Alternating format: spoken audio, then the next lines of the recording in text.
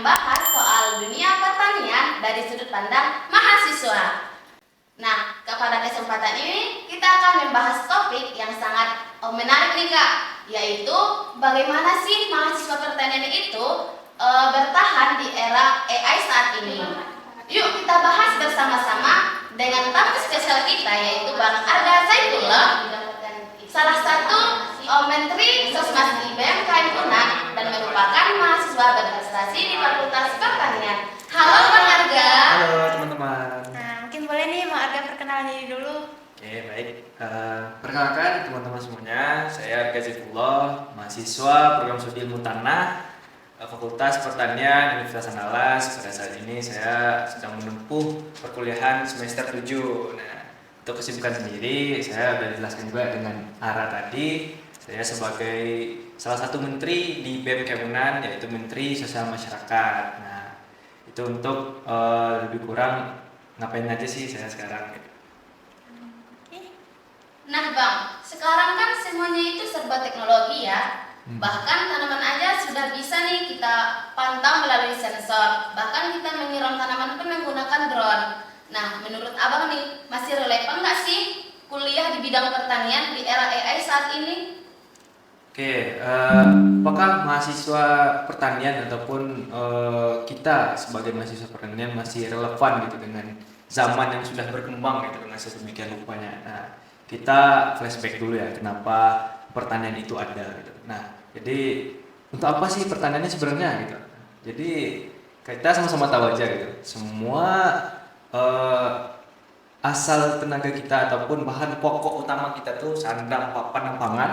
Nah, itu berasal dari pertanian semua gitu kan. Nah, jadi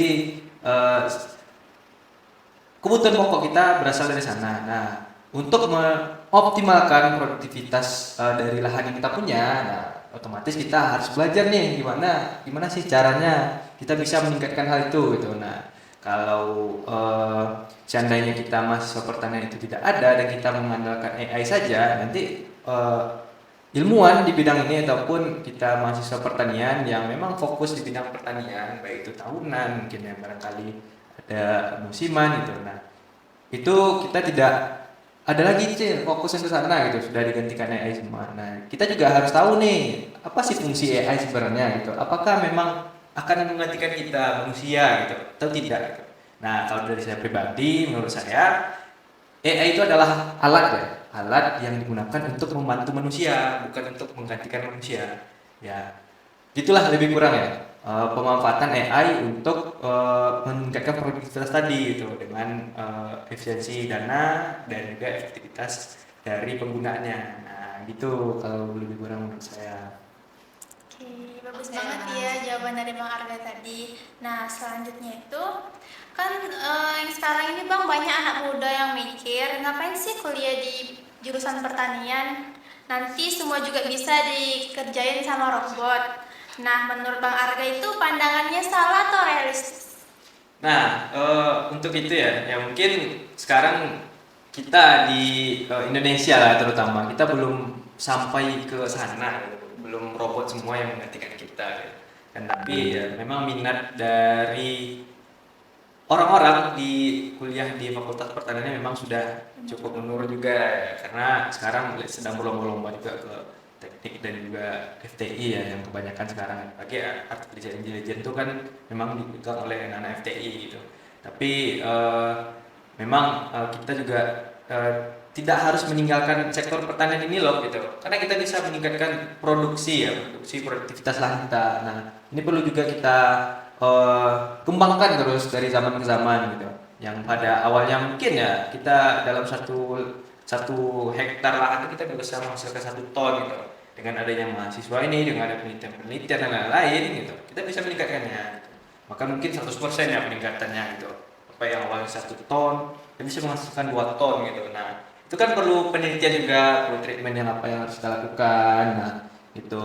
Jadi tidak semuanya ya, kalau menurut saya pribadi tidak akan semuanya yang bisa digantikan oleh robot itu sendiri. Barangkali nanti memang pelaksananya akan diganti itu. Kita sekarang juga udah bisa tuh melihat gitu. Yang mungkin pada zaman dulu kalau kita bertani itu contoh kecilnya sawah gitu.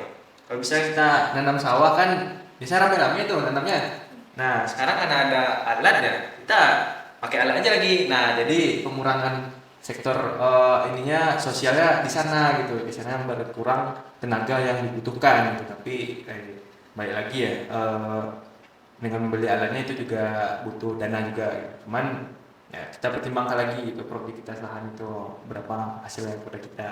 Nah, itu masih relevan ya di dunia eh, pertanian ini pada zaman sekarang karena ini akan terpakai ya pada zaman-zaman berikutnya gitu. Nah, barangkali itu ya.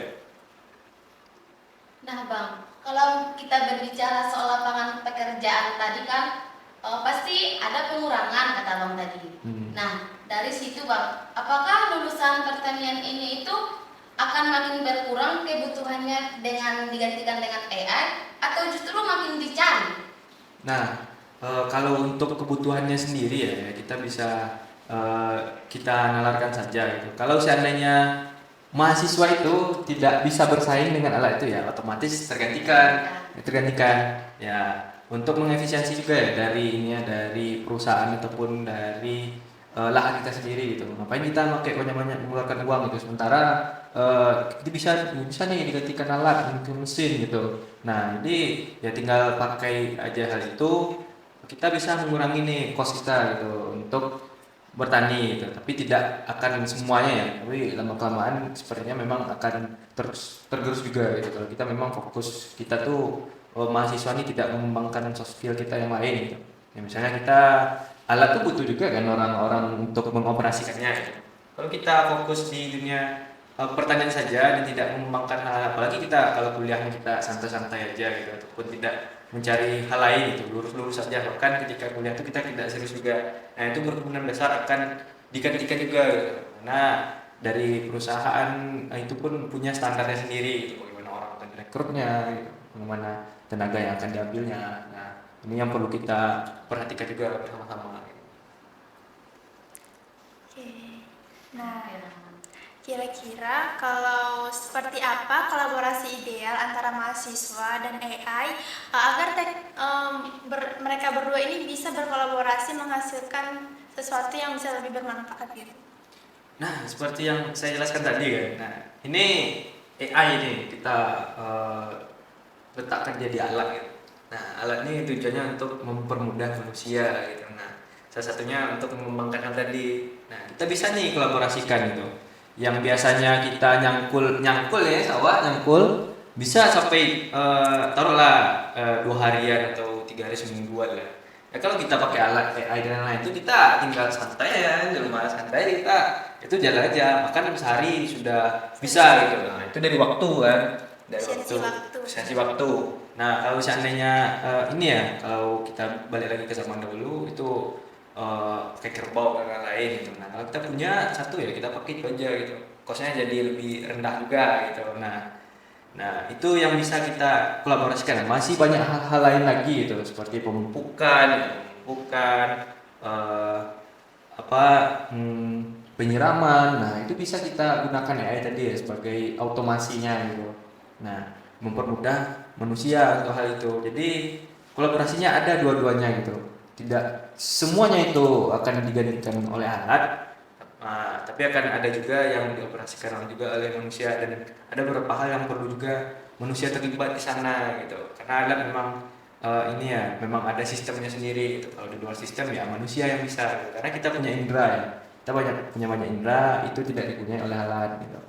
Ya, barangkali alat memang bisa ini ya secara spesifik gitu menginginkannya misalnya kayak sensor kita bisa atur dan dia tuh bisa merasakan itu kita tidak gitu tapi ada hal-hal lain yang tidak bisa dirasakan oleh alat tapi kita bisa merasakan. Nah Bang, apa sih menurut Abang tuh keterampilan yang harus dimiliki mahasiswa pertanian itu agar dia tidak ketinggalan dengan kondisi teknologi saat ini? Nah untuk kalian sendiri ya sama ya seperti topik kita hari ini kita harus bisa juga menguasai sedikit banyaknya tentang teknologi gitu walaupun kita mahasiswa pertanian gitu ya memang sih kalau mahasiswa pertanian ini masih identik dengan cangkul dan bajak gitu. Nah itu jelas tuh teman-teman juga kan dan saya pribadi juga ngapain sih kuliah bawa cangkul gitu kan. Nah apa sih kuliah wah caping-caping gitu kan. Tapi kita juga harus belajar nih hal-hal lain yang bisa mengembangkan ya, karena ini potensi juga ya yang dimiliki gitu, seperti tadi meningkatkan produktivitas dan lain-lain gitu. Nah kita juga harus belajar nih gitu, misalnya ini ya pemupukan tadi, misalnya pemupukan separ misalnya kan di lahan yang sempit gitu, tebu kan sempit. Nah mana sih cara memupuknya? Kita kan harus belajar juga nih cara bawa drone gitu dan lain, memupukkan pakai drone, penyiraman otomasi. Nah, kita sedikit banyaknya harus tahu hal itu gitu ya. Walaupun kita tidak bisa fokus kita tidak membuat barang itu gitu. Cuma kita bisa kolaborasi dengan anak IT dan lain-lain untuk membuat inovasi itu gitu. Karena orang IT pun tidak akan tahu gitu bagaimana kesulitan kita di pertanian. Nah, itu yang tahu tuh orang-orang pertanian gitu dan orang-orang memang bergelut di sana. Nah, jadi dengan kesusahan ini sempat terpikir lah sama anak pertanian ya, kita kolaborasi dengan anak IT tadi, kita tolong buatkan dan kita juga belajar gitu untuk mengoperasikannya. Nah barangkali itu. Keren banget. Oke, selanjutnya ini Bang, pertanyaan selanjutnya. Apa pesan atau motivasi ke seluruh mahasiswa pertanian yang ingin Bang Arga sampaikan biar mereka tetap semangat menghadapi era AI ini? Oke, pesan untuk semua peserta dimanapun berada, baik itu di UNAN ataupun di kampus-kampus lainnya dan teman-teman yang akan mengambil jurusan fakultas pertanian ya dengan jurusan yang berbagai macamnya, tetap semangat kawan-kawan, tetap dilanjutkan. Karena ilmu pertanian ini akan dipakai terus-menerus, tidak akan pernah putus selagi kita masih makan. Selagi kita masih tinggal di bawah rumah yang atapnya ataupun plafonnya masih pakai kayu atau baju yang masih berbahan kapas dan lain-lain, nah kita akan selalu dipakai untuk hal itu gitu. Tapi kita akan menghadapi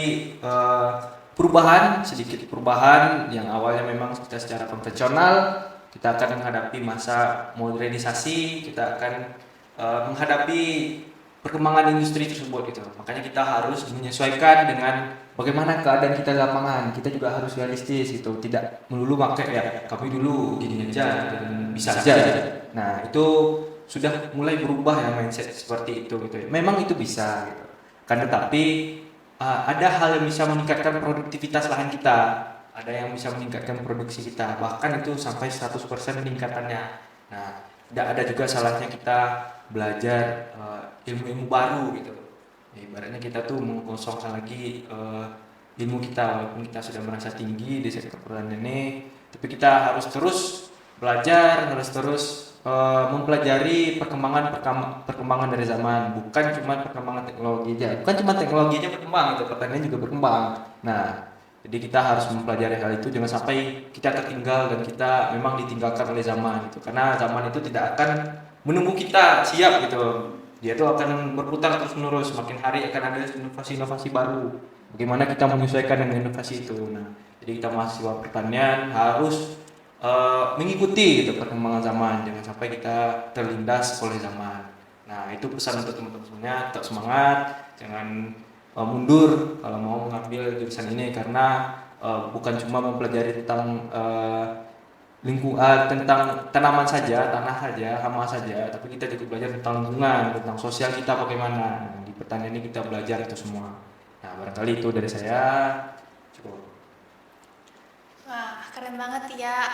Apa yang kita dapatkan dari diskusi tadi ini pasti sangat bermanfaat untuk kita semua. Nah, itu dan itu adalah obrolan kita pada siang hari ini. Jangan lupa follow dan share kalau kamu suka. Sekian dari podcast kami hari ini. Sampai jumpa di podcast selanjutnya. Bye bye.